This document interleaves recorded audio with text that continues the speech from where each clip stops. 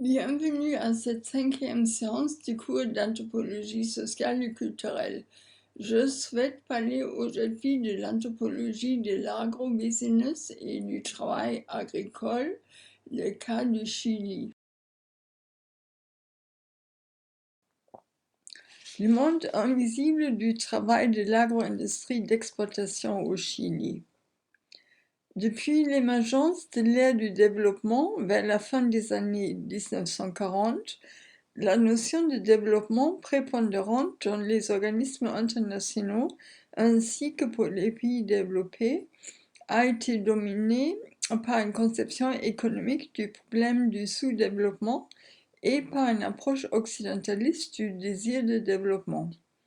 Les différentes stratégies mises en place pour améliorer le développement des défavorisés ainsi que les indicateurs pour mesurer le développement versus le sous-développement ont été définis en grande partie par la mesure de la croissance économique. Heureusement, depuis quelques années, cette représentation du développement a été questionnée et aujourd'hui, de nouveaux indicateurs pour mesurer le développement social sont étudiés. Dans ce cadre de portée globale, les répercussions socio-économiques et culturelles entraînées par les différents processus de développement mis en marche ont été moins considérées. D'importantes transformations sociales, culturelles, identitaires et environnementales se sont déclenchées de différentes manières et à des degrés divers au niveau local. En effet, le paradigme prédominant du développement a négligé tout un mode invisible qui va au-delà des pratiques nettement productives d'un point de vue économique. Ainsi, derrière ces pratiques productives se trouvent des vies quotidiennes avec des stratégies individuelles et collectives, des identités et une mémoire populaire.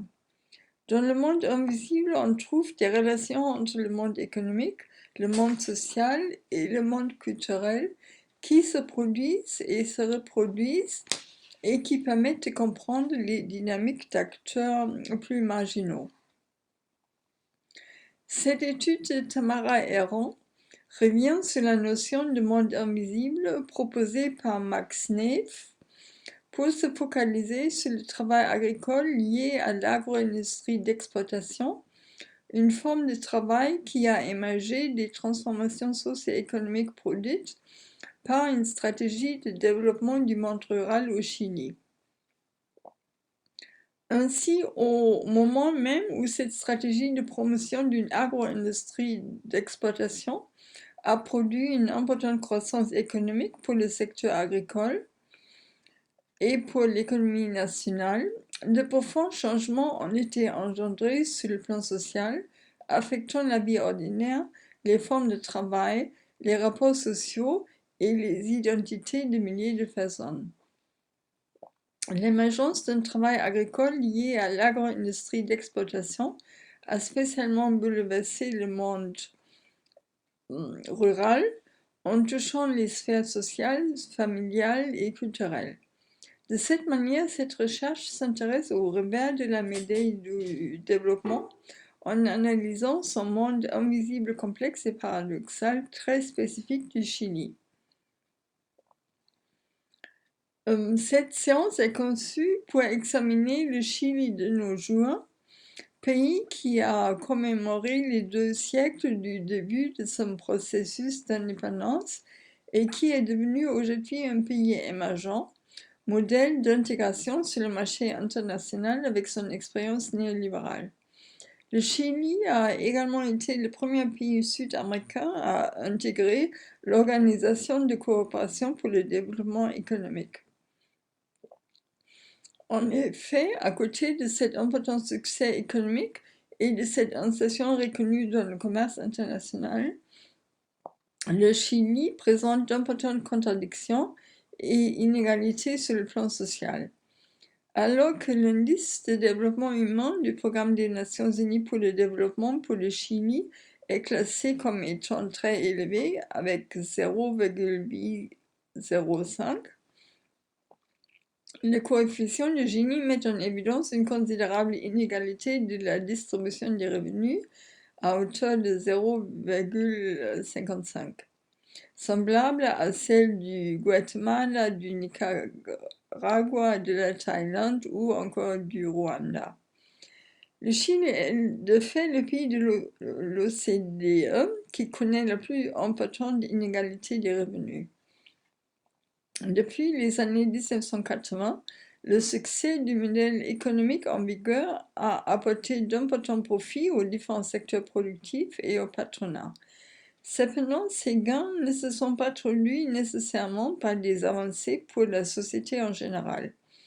D'inquiétantes faiblesses existent toujours dans les sphères telles que la qualité de l'éducation, l'accès à la santé, l'égalité des genres, la protection des peuples indigènes et les conditions de travail.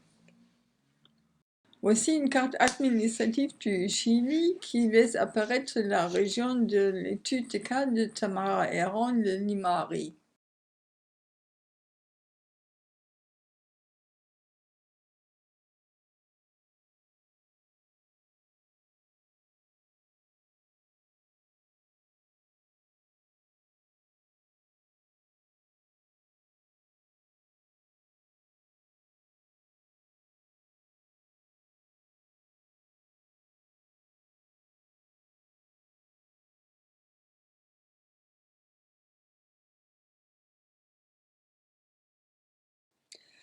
Dans les dernières décennies, le Chili a développé des stratégies de développement basées sur un modèle d'exploitation fondé sur le paradigme des avantages comparatifs où se distingue l'exploitation de matières premières.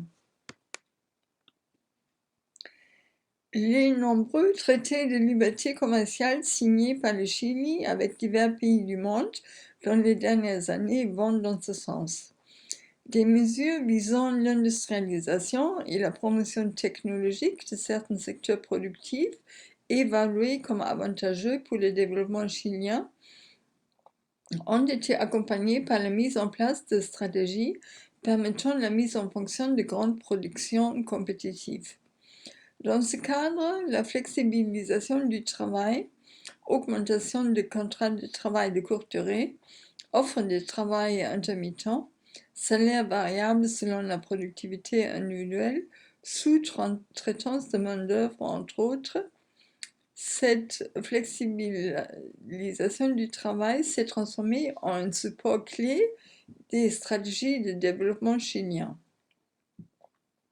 Parmi les activités économiques soutenues par des politiques spécifiques de développement qui dynamisent le Chili aujourd'hui, on trouve en premier lieu le secteur minier qui représente environ 60% du total des exploitations chiliennes.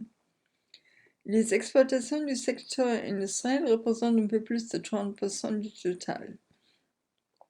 Et les exploitations des secteurs agricoles, culture de fruits, élevage, sylvicole et la pêche représentent environ 7% des exploitations. Paradoxalement, l'industrie agricole génère à peu près 8 fois plus d'emplois que l'industrie des mines, qui emploie moins de 2% de la main-d'œuvre nationale. Ainsi, l'industrie agricole est devenue un important secteur générateur d'emplois en milieu rural. Et dans certaines provinces du pays, comme la province de Limari, le travail agricole est devenu la première source d'emploi en milieu rural et urbain confondus.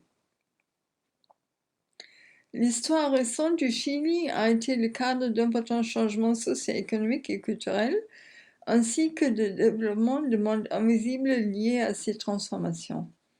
Le secteur agricole en particulier a été touché, depuis la moitié du XXe siècle, par des processus de transformation économique et sociale profonde et complexes. Avec la réforme agraire et la fin du régime du latifundium minifundium en premier lieu, et ensuite avec les changements structurels de la politique économique mise en œuvre par le régime militaire d'Augusto Pinochet dans un second temps, le paysage du monde rural a été bouleversé. Les formes de propriété de la terre, l'aménagement du territoire, l'introduction de nouvelles technologies de culture, l'émergence de nouveaux acteurs sociaux et de nouvelles formes de travail, l'incorporation des femmes au travail salarié et l'augmentation des migrations rurales urbaines sont quelques-uns des éléments de ce bouleversement des dernières décennies. Voici quelques photos des temporeras et temporeros dans un parking de raisins de table. Voici des temporeras récoltant des raisins de table. Voici des temporeros et des temporeras dans un parking qui prépare les fruits pour l'exportation. L'industrialisation de la production agricole de fruits pour l'exportation a été notable car elle a provoqué une considérable demande de main-d'œuvre soumise aux conditions de l'activité agricole. Souplesse face au cycle de production des différentes cultures, mobilité vers les différents territoires où se situent les productions agricoles, disponibilité pour des périodes déterminées de l'année et capacité d'adaptation aux différentes tâches de la production agricole. Ces exigences du marché du travail agricole d'exploitation ont conduit à des conditions de travail précaires pour les quelques 400 000 saisonniers et saisonnières qui ont trouvé dans l'agro-industrie d'exploitation une chance de travail. Des emplois de courte durée, des accords de travail souvent non régularisés, des travaux payés à la tâche, de longues journées de travail, des travaux qui impliquent d'importants déplacements et d'une façon générale des conditions de travail irrégulières avec un certain accès incertain à la sécurité sociale entre autres. La croissance de cette agro-industrie d'exploitation et les opportunités de travail qu'elle a apportées ont configuré un monde invisible autour du travail agricole, en changeant les formes de vie d'une partie de la société chilienne qui dépend de ce marché du travail. La prolétarisation d'une partie importante de la population rurale a bouleversé les modèles, les normes et les valeurs sociales de la vie rurale. Progressivement, les formes de vie paysannes traditionnelles ont été déplacées par l'installation de moyennes et de grandes industries agricoles qui, grâce aux nouvelles technologies agricoles, ont réussi à s'étendre vers des terrains auparavant inaccessibles à l'agriculture. Ainsi, en quelques années, le rythme accéléré des transformations du monde rural a modifié les rapports entre jeunes, adultes et vieux, transformations significatives qui orientent leur tradition, leur histoire et leur culture de manière différente. Dans les années 1780, au début de cette expansion agricole, cette forte demande de main-d'œuvre, principalement pour la production de fruits, fut satisfaite à plus de 50% par les femmes, alors que la main-d'œuvre féminine au Chili était inférieure à 30%. Pourquoi des femmes? Les patrons expliquaient que les femmes étaient douées de qualités comme la douceur, la délicatesse, la minutie et la responsabilité, des qualités qui s'ajoutaient à leurs petites et fines mains, ce qui permettait de manipuler les fruits sans les abîmer et de les préparer pour la commercialisation. Il s'agissait de femmes provenant principalement de secteurs ruraux de la zone centrale du Chili qui se déplaçaient entre les provinces et entre les régions du pays en suivant les récoltes des fruits et des légumes. À cause de cette participation féminine élevée dans le travail agricole, les études de l'époque parlaient d'une féminisation du marché du travail agricole et d'une prolétarisation féminine. Prolétarisation féminine puisqu'il s'agissait de l'incorporation des femmes principalement des secteurs ruraux au travail salarié qui, avant cette période, se consacraient aux tâches domestiques et au travail non rémunéré dans les parcelles de la petite agriculture familiale.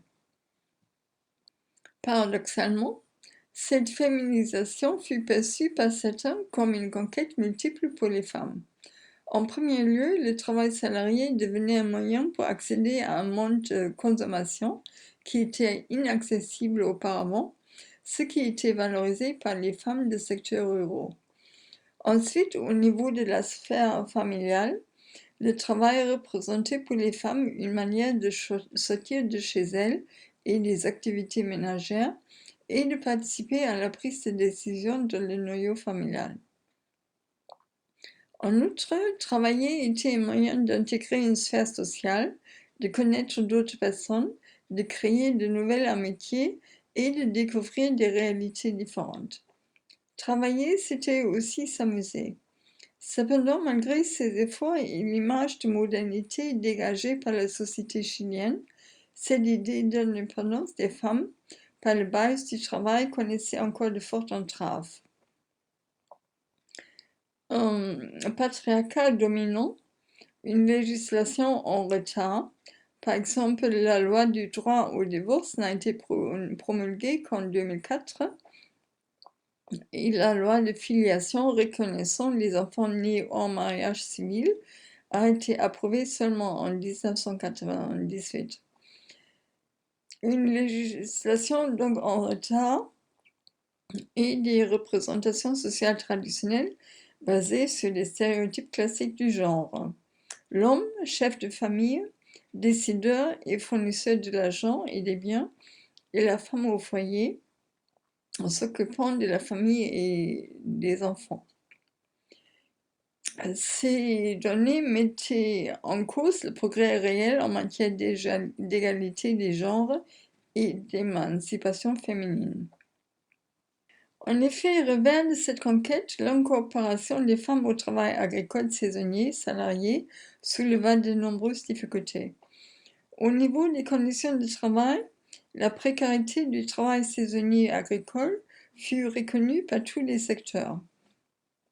Bas salaire, fréquente absence des contrats de travail, manque de sécurité sociale et en général manquement aux droits du travail. Dans la société des années 1980 et 1990, une femme travaillant dans l'agriculture pouvait être considérée comme une mauvaise femme qui quittait son foyer et ses enfants, comme une sale femme et même comme une femme de mauvaise vie. Et au niveau de la sphère familiale, le fait d'avoir un travail payé en dehors du foyer n'empêchait pas les femmes d'avoir une double journée de travail, l'une comme salariée et l'autre comme domestique.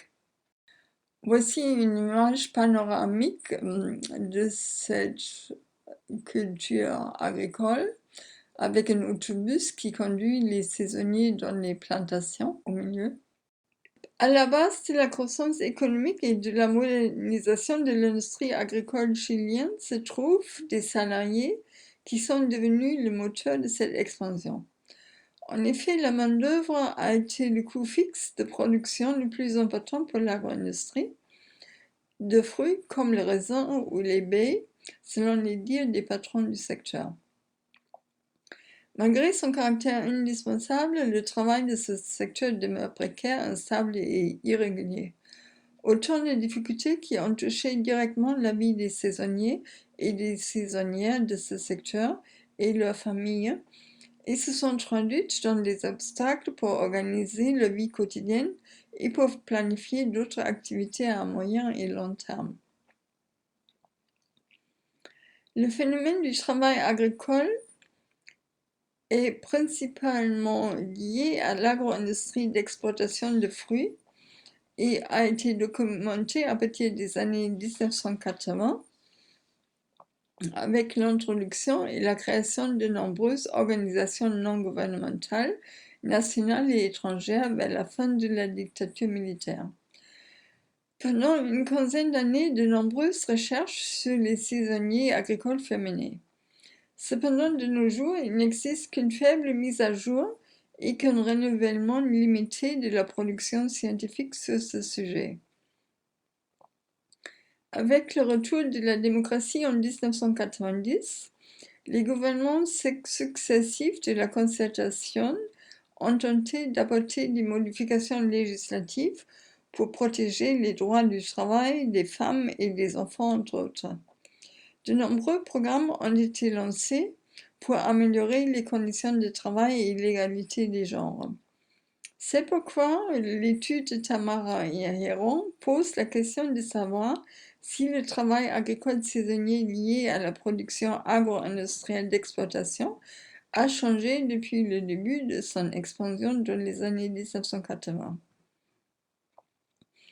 En considérant les succès économiques du secteur agricole d'exploitation, comment le monde invisible du travail agricole se configure-t-il aujourd'hui et quelles pratiques et relations le font-elles? Quelle expression de précarité et de flexibilité existe-t-elle aujourd'hui dans le travail saisonnier? Actuellement, quelle est la place des femmes salariées de cette industrie agricole dans la société locale au niveau des rapports de genre au travail et au foyer et quelles transformations peuvent-elles être identifiées? Quelle représentation du développement et du progrès social projettent les communautés locales pour cette industrie agricole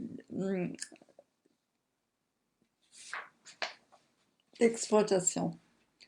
L'hypothèse de départ de cette étude est que malgré la consolidation de l'industrie agricole d'exploitation d'une part et la mise en place de politiques publiques visant à l'amélioration des conditions de travail et l'égalité des genres d'autre part, le travail agricole saisonnier lié à la production de fruits d'exploitation maintient, 30 ans après sa naissance, un monde invisible fondé entre autres sur le travail précaire, souvent informel et féminisé, et sur un réseau d'échanges sociaux.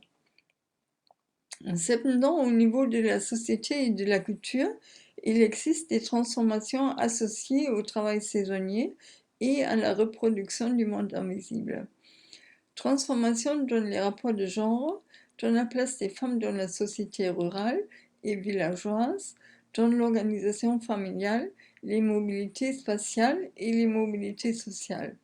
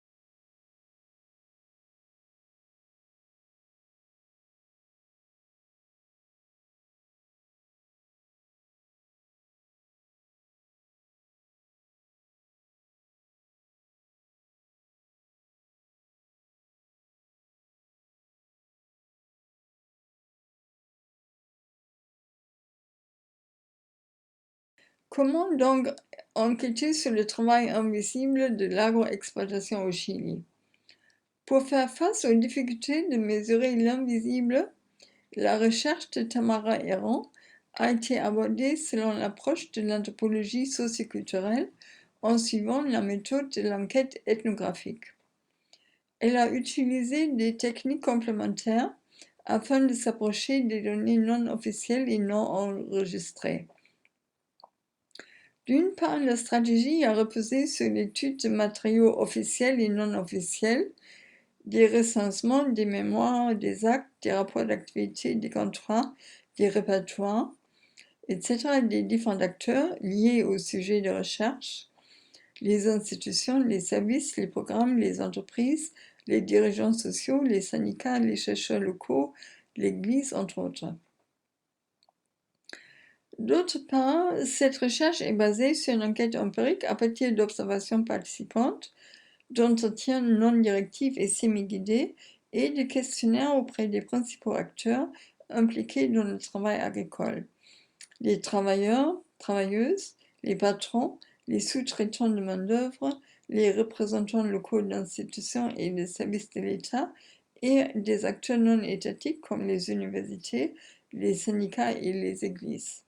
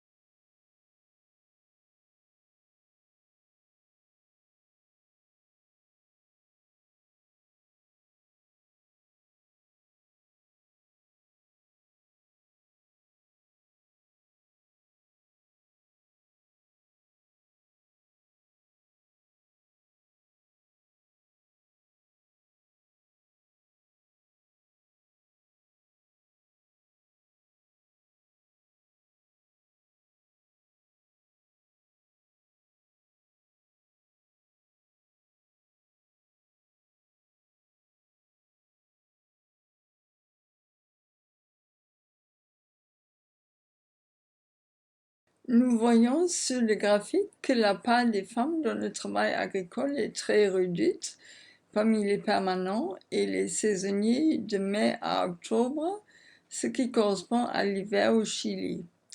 La part des femmes pour la période de récolte est beaucoup plus grande.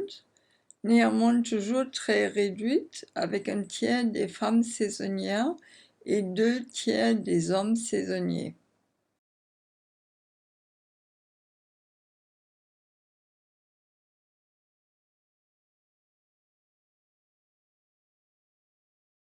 Voici encore une image schématique des méthodes utilisées par Tamara Héron.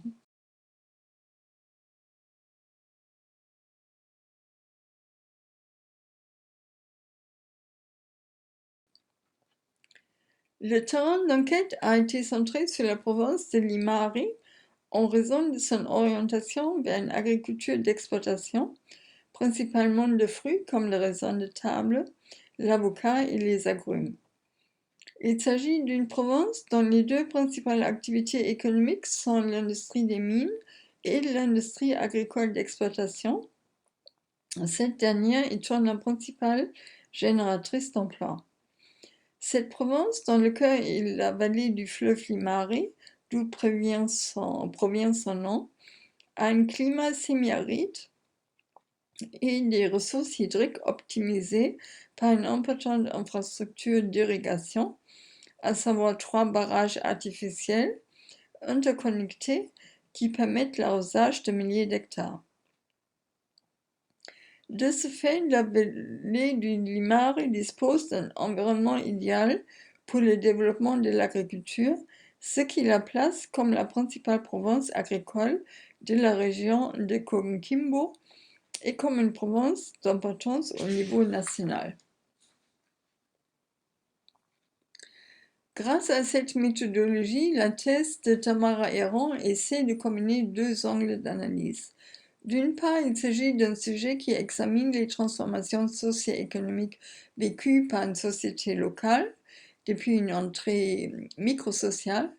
D'autre part, ces transformations s'inscrivent dans un processus de mondialisation où les politiques économiques et de développement se trouvent interconnectées dans un contexte de rapport croissant et permanent. Et en même temps, ces 2 angles d'analyse rendent compte d'une construction historique particulière des sociétés locales et globales actuelles. Avec cette stratégie, cette étude entend aller au-delà d'une étude de cas pour proposer une recherche sur les transformations que la mise en œuvre d'un projet de développement particulier dans un secteur déterminé a apporté à une société locale sur le plan socio-économique et culturel dans une approche holistique des faits sociaux. Voici quelques questions, essayez d'y répondre en revenant au cours si vous en ressentez le besoin. Cliquez seulement sur les boutons avec les solutions une fois que vous aurez trouvé vos propres réponses.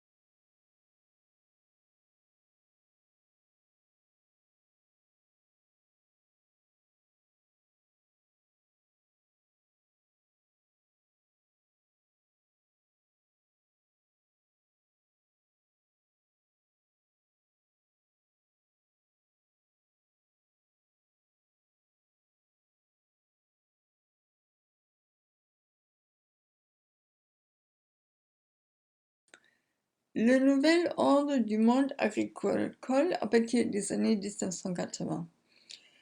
Depuis les années 1980, et malgré les efforts mis en place durant les décennies précédentes pour réformer le monde rural, la terre a continué à être concentrée dans peu de mains en Amérique latine et le développement de la paysannerie a été abandonné.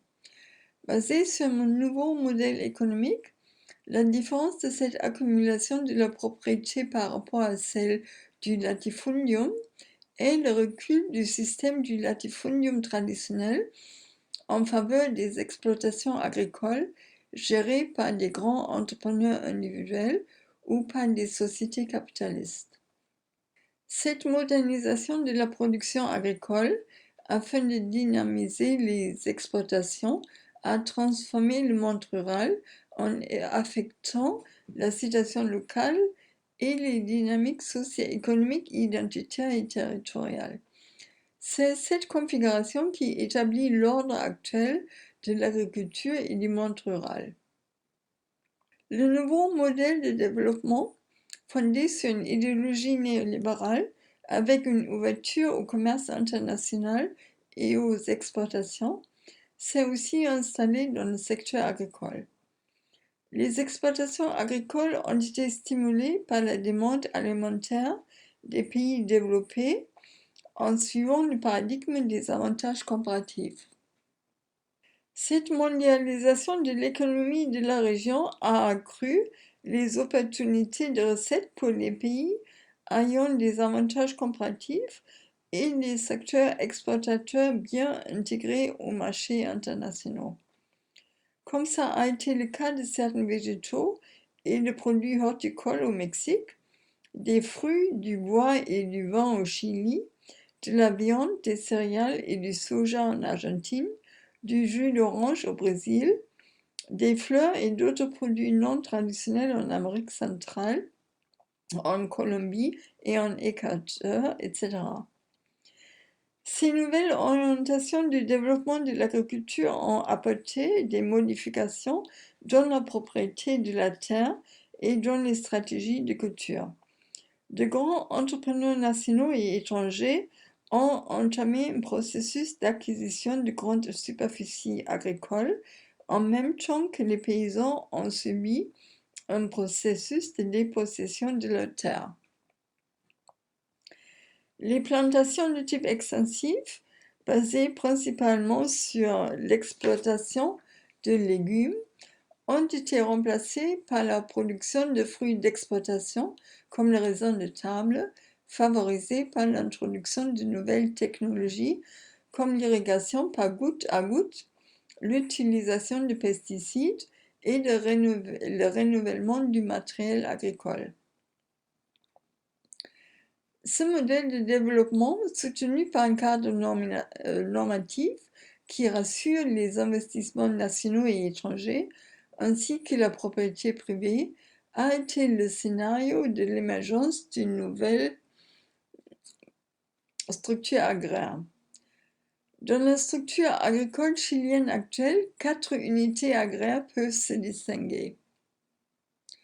Les unités paysannes, les entreprises agricoles, les entreprises avec agro-industrie et les complexes agro-industriels.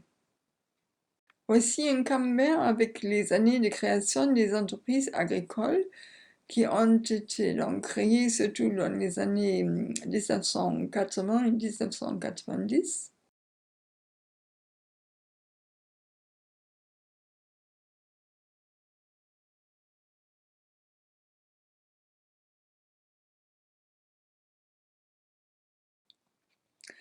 Les unités paysannes correspondent à la petite agriculture ou agriculture familiale. Leurs caractéristiques dépendent de leur degré d'intégration au marché. Ainsi, on peut distinguer des petits agriculteurs avec une production orientée vers la subsistance, d'autres avec des ressources limitées mais ayant un potentiel agricole, et d'autres plus liés à une production qui s'incorpore aux chaînes de la production agro-industrielle. Les entreprises agricoles sont des unités productives qui orientent leur production vers le marché avec l'emploi d'un travail salarié. Selon le niveau d'incorporation de nouvelles technologies de culture parmi les entreprises agricoles, on peut différencier les entreprises plus traditionnelles ou plus modernisées. Les entreprises de l'agro-industrie constituent une autre unité productive qui, en plus de compter sur une production orientée vers le marché, s'appuie sur des composantes industrielles comme des usines d'emballage ou de froid pour conserver la production et pour favoriser sa commercialisation. Enfin, les complexes agro-industriels sont des entreprises qui intègrent les différents moments de la production agricole, depuis le traitement de la terre et sa culture, l'agro-industrie jusqu'à l'emballage, la conservation et la commercialisation des produits, principalement dans les secteurs des fruits et des bois. Ces entreprises, qui souvent appartiennent à des capitaux transnationaux, se caractérisent par la complexité de leur chaîne de production et de distribution, impliquant l'établissement de relations commerciales internationales. Les complexes agro-industriels se basent sur de grandes propriétés, souvent sur plusieurs territoires, et sur plusieurs activités économiques, ce qui les transforme en d'importants acteurs de l'économie nationale. Et ce sont surtout ces dernières unités agricoles qui demandent une importante masse de salariés agricoles pour participer aux différents moments et cultures de la production agricole. C'est sur cette configuration et dans la coexistence des nouvelles unités agraires que le monde agricole chilien a expérimenté de nouveaux dynamismes.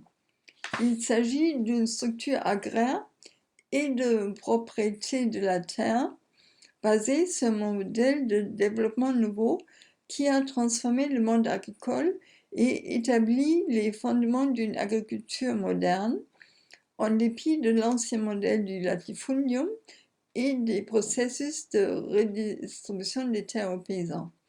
C'est ainsi un modèle qui tendra à favoriser surtout l'agriculture moderne orientée vers les exportations. Voici une graphique avec les principales cultures de production agricole en termes de superficie cultivée en 2008 à 2009.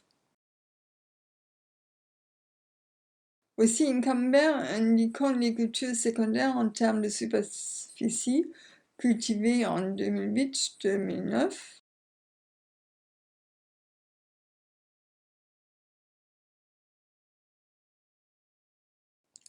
La nouvelle organisation de la terre. Cette nouvelle configuration du monde rural, qui a renforcé le droit à la propriété privée, s'est ainsi organisée avec la restitution des terres expropriées lors de la réforme agraire et leur attribution à des sociétés et des expropriataires. Les attributions de parcelles individuelles n'ont représenté qu'un tiers des cas de terres expropriées lors de la réforme agraire. Ainsi, le monde rural s'est configuré avec des grands propriétaires terriens et des paysans. Progressivement, les paysans ont commencé à se déposséder de leurs terres, en même temps que les entrepreneurs nationaux et étrangers sont entrés dans une dynamique d'acquisition de grandes superficies agricoles. Au même moment, les techniques de plantation de type extensif ont été substituées par de nouvelles et modernes technologies de culture et d'irrigation. Par rapport à la présence et la représentation des 4 unités agraires dans le monde agricole local, la tendance générale depuis 1980 a été la diminution des unités paysannes, de la petite agriculture et des exploitations moyennes, tant en nombre qu'en superficie. La superficie agricole chilienne a tendu à être concentrée dans des grandes exploitations agricoles de plus de 2000 hectares, secteur qui s'est accru progressivement dans les dernières 35 années, et particulièrement entre 1997 et 2007, période où cette superficie a augmenté de 9%. Cette diminution des petites et des moyennes propriétés est liée en grande mesure à la vente de terres de ces exploitations aux grandes exploitations agricoles. De cette manière, les petits et les moyens agriculteurs, et principalement les agriculteurs paysans, ont perdu le contrôle de la propriété de la terre. Malgré les initiatives de quelques programmes gouvernementaux pour aider la petite et moyenne production agricole, celle-ci a diminué progressivement en comparaison du progrès des grandes exploitations agricoles. Ainsi, la stratégie de développement agricole, instaurée par la contre-réforme agraire et ensuite par le régime militaire, s'est installée et maintenue jusqu'à nos jours. En ce qui concerne la propriété de la terre à travers une approche de genre, malgré les difficultés qui ont existé historiquement pour analyser la participation de la femme au Chili et en Amérique latine, le recensement agricole de 2007 a inclus des données quantitatives sur cet aspect. En effet, un phénomène également intéressant par rapport aux caractéristiques actuelles des propriétés agricoles est que, malgré la diminution de la petite agriculture, le nombre de femmes propriétaires agricoles a augmenté de 25 000 entre 1997 et 2007. Cette participation des femmes à la propriété de la terre est surtout importante pour les petites unités agricoles de moins de 2 hectares, où elle est de 30%. Celle-ci diminue en corrélation avec l'augmentation des superficies agricoles. Cette situation serait attribuable d'une part à des programmes de régulation de la propriété de la terre de zones rurales pauvres et d'autre part à des programmes pour la promotion et l'empowerment de la femme. En même temps, cette participation plus importante des femmes aux plus petites propriétés agricoles est en rapport avec le système d'héritage et la division des successions familiales. Malgré tout, la participation de la femme à la propriété des plus grandes exploitations agricoles, comme les entreprises agricoles ou les complexes agricoles industriels, demeure encore marginale. Elle est restreinte à la petite agriculture familiale et non à l'agriculture moderne d'exploitation.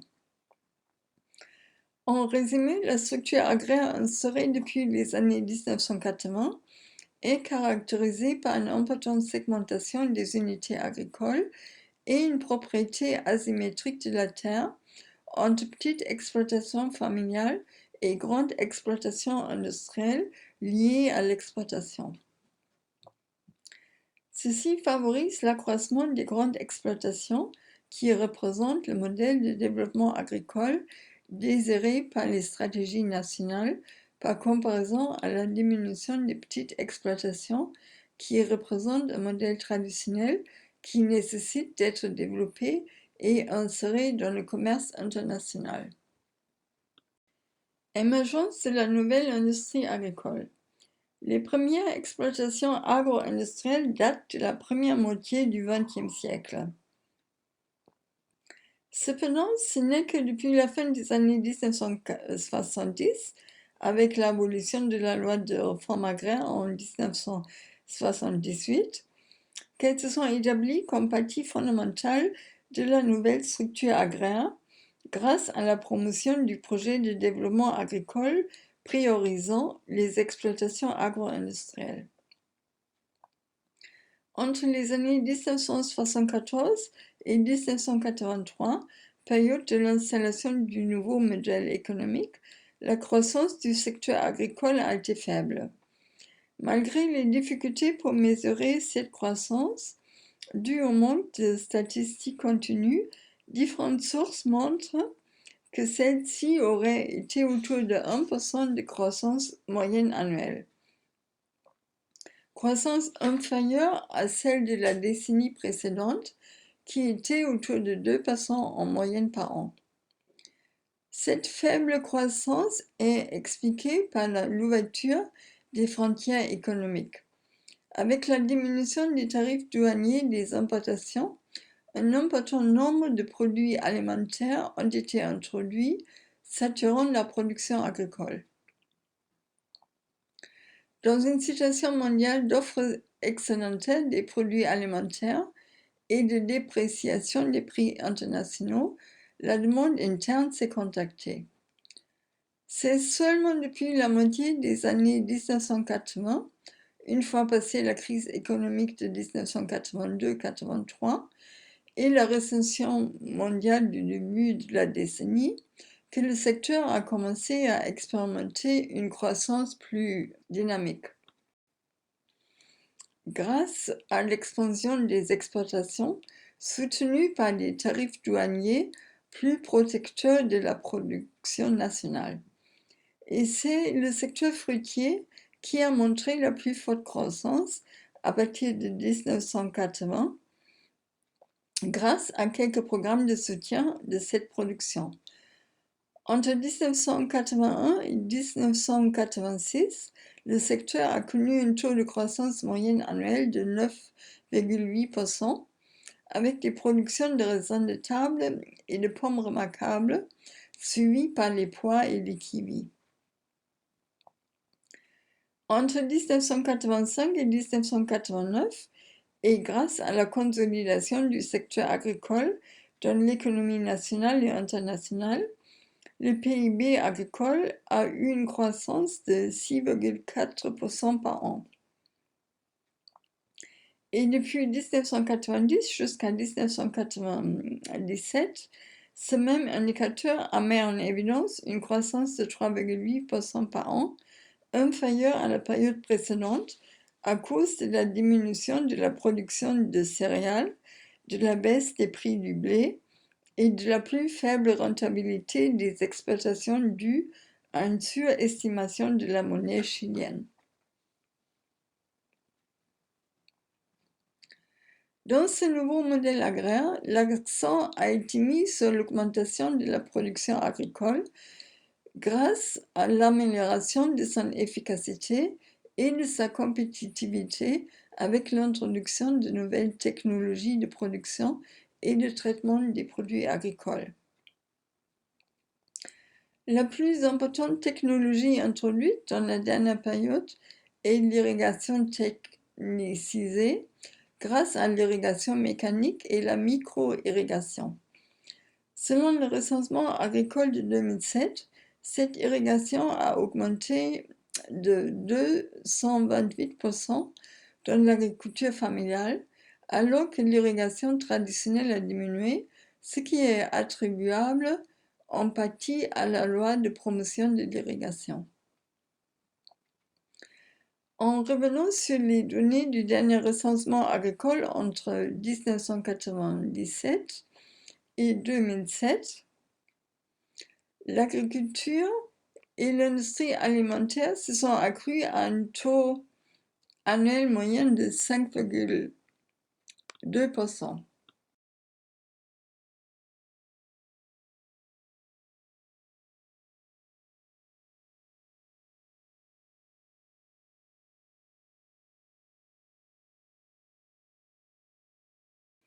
C'est la période historique de croissance la plus importante du secteur et il s'agit d'un rythme de croissance plus important que celui de l'économie nationale. En effet, cette importante croissance économique du secteur peut aussi s'observer dans le PIB agricole par rapport au PIB national, comme dans la figure que vous voyez à l'écran, où le PIB du secteur entre 1997 et 2007 a été supérieur au PIB national. En particulier entre les années 2000 et 2006, la moyenne du PIB agricole a été de 6,3, ce qui démontre un important dynamisme du secteur. Par rapport aux cultures exploitées, les cultures orientées à l'exploitation sont celles qui ont bénéficié d'une croissance plus importante dans la dernière période dans toutes les exploitations agricoles et notamment dans les propriétés moyennes et grandes. Dans les cultures d'espèces fruitières et des vignes spécialement, les zones de production se sont accrues de manière importante. Ainsi, depuis les années 1980, le secteur agricole est devenu un secteur performant pour l'économie chilienne grâce à la promotion des entreprises agricoles et le recul de la paysannerie. Le secteur a présenté un grand dynamisme en montrant des taux de croissance supérieurs à ceux du reste de l'économie nationale. Le nouveau modèle économique et l'insertion dans le marché international ont été deux facteurs déterminants dans cette croissance. Comme les experts du secteur agricole chilien l'ont reconnu, les exportations ont été le principal moteur de croissance du secteur agricole sylvicole chilien depuis la fin des années 1970, mais surtout à partir de 1985.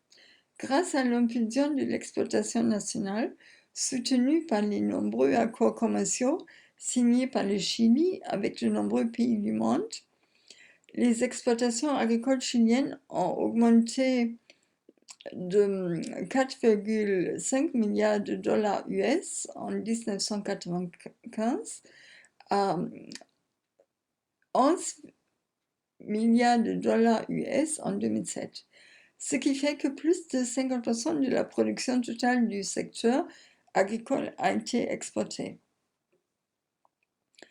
Les exportations agricoles ont augmenté à un taux annuel de 12% entre 1985 et 1989, principalement grâce à la commercialisation de fruits, de produits agro-industriels et forestiers. Dans le cas des fruits, principalement les différences saisonnières du Chili avec des pays de l'hémisphère du Nord ont offert des avantages comparatifs qui ont facilité l'insertion des produits. Ainsi, le sous-secteur fruitier a été un des plus importants en matière de croissance de ces exploitations.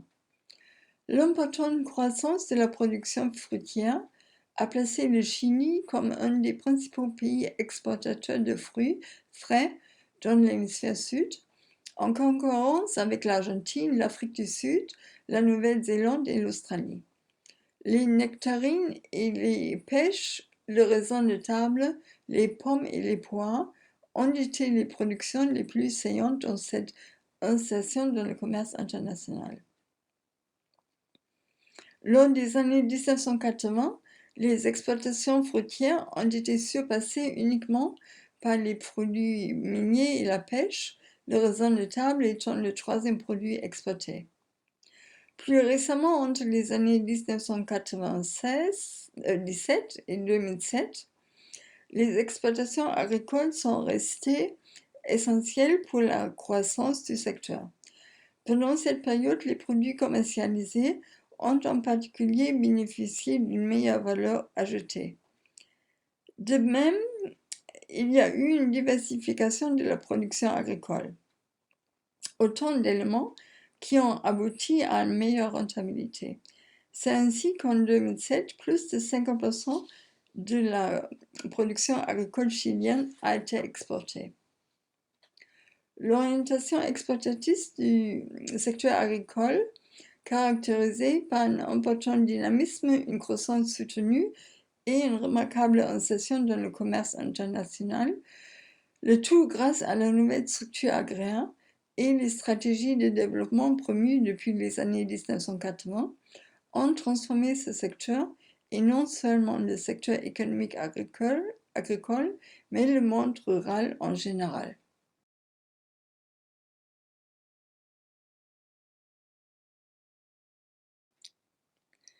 Voici quelques questions, essayez d'y répondre en revenant si vous en ressentez le besoin au cours. Cliquez seulement sur les boutons avec les solutions une fois que vous aurez trouvé vos propres réponses.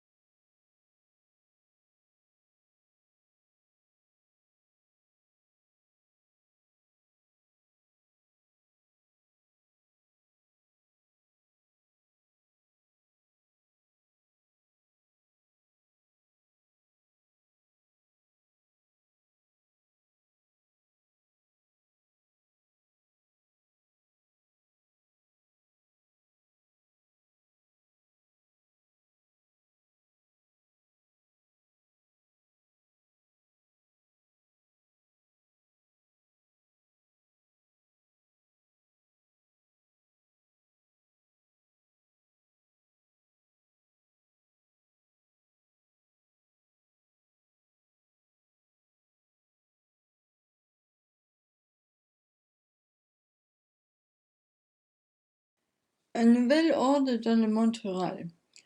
En effet, avec le développement économique du secteur agricole, ce nouveau modèle a apporté de profonds changements sur le plan du paysage physique et social. La campagne, qui était marquée par une agriculture extensive sur de vastes superficies de terre, avec une faible utilisation de technologies durant la période des latifundia, qui a été ensuite modifiée par la réforme agraire, ont des superficies plus petites, plus diversifiées et par l'introduction de nouvelles technologies de couture et d'arrosage, a enfin subi une modification sans précédent.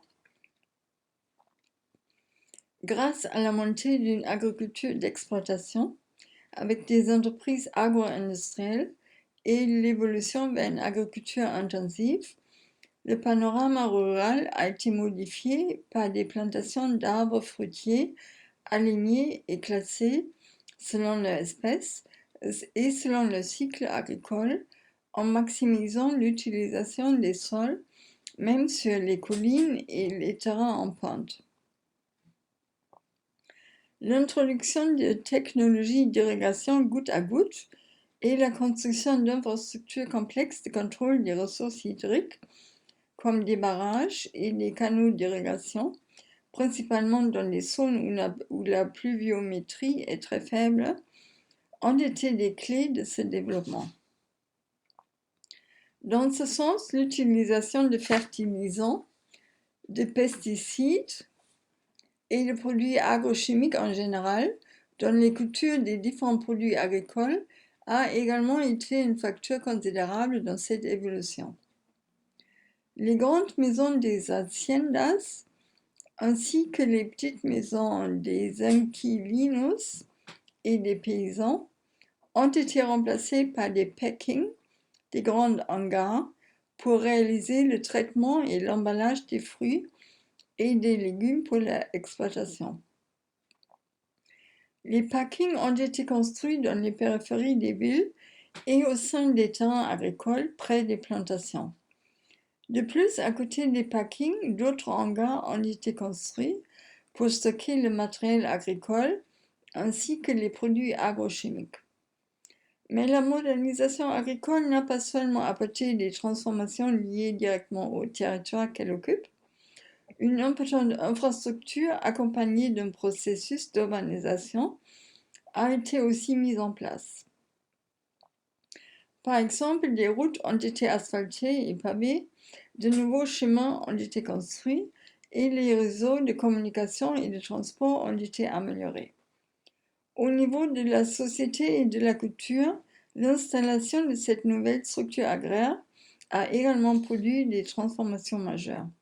L'inquilino, le travailleur traditionnel des latifundia, qui habitait dans les propriétés même des latifundistes avec sa famille, s'était rapproché de la propriété de la terre lors de la réforme agraire, soutenue par des plans de formation et l'utilisation de nouvelles technologies. Mais avec l'émergence d'une agriculture d'exploitation, le devenir des petits paysans s'est complètement modifié. Dépossédés de leur terre, sans ressources pour exploiter leurs petites parcelles, ou poussés souvent à aliéner leur terre, la source de travail est devenue l'agroexploitation. De ce fait, un processus de prolétarisation important s'est déclenché, dans lequel les paysans ont été forcés à se convertir en ouvriers saisonniers pour l'industrie agricole émergente. En ce qui concerne le système démographique, des variations ont été aussi constatées, notamment au niveau de l'occupation spatiale, des concentrations de population et du taux de natalité. Ainsi qu'en l'ensemble des activités liées à la modernisation agricole a accéléré le processus d'urbanisation d'une partie du monde rural, d'autres secteurs ont subi un abandon total. Le dépeuplement, l'émigration et la chute des taux de natalité dans un contexte de démantèlement des systèmes agraires traditionnels ont vu le jour. De ce fait, certaines zones se sont soumises à la modernisation agricole, alors que d'autres sont tombés dans un déclin inéluctable. En ce qui concerne les modes de vie des populations liés aux nouvelles opportunités de travail, l'accès à un travail rémunéré a changé l'économie locale. Les identités, les habitudes, les valeurs, les aspirations et les relations interpersonnelles des populations rurales ont été ainsi affectées. La modernisation de l'agriculture a apporté un nouveau dynamisme aux localités et aux villages ruraux. Par exemple, avec l'arrivée de migrants saisonniers pour les périodes de récolte et d'emballage des fruits, des réunions sociales et des fêtes sont devenues très récurrentes. La communauté traditionnelle du monde rural, les liens de parenté et les réseaux sociaux locaux ont aussi subi des modifications. Ces liens auraient été remplacés par des réseaux plus lointains et institutionnels. La vie privée en général a été touchée par la modernisation de l'agriculture. Cette dernière a apporté d'importantes transformations dans la vie quotidienne et familiale de la société rurale. De ce fait, le nouveau modèle de développement mis en place dans l'agriculture chilienne, avec l'établissement d'une nouvelle structure agraire, a bouleversé le panorama de la campagne chilienne traditionnelle. Il s'agit d'une transformation profonde affectant l'économique, le géographique, le social et le culturel. Il s'agit de modèles produisant tout un monde invisible. Je passe à la deuxième partie de cette séance